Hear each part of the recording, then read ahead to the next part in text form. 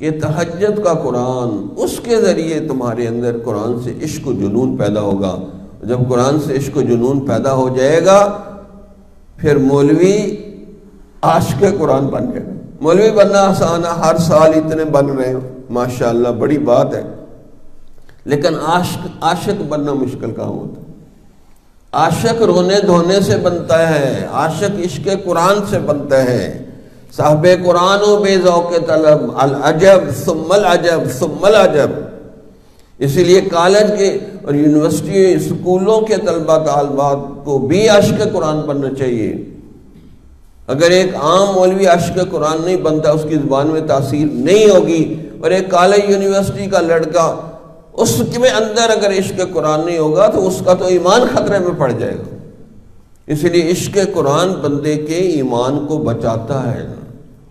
اسی لیے اللہ تعالیٰ نے چیلنج آیات پیش جو ہے قرآن میں نازل فرمائی۔ فَبِأَيِّ حَدِيثٍ بَعْدَهُ يُؤْمِنُونَ۔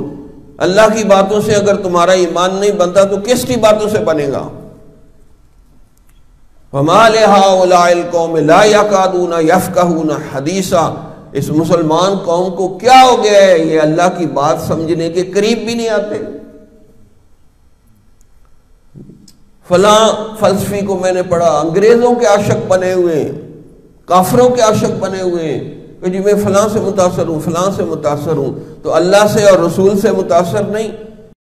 کس سے مانگے کہاں جائیں، کس سے کہیں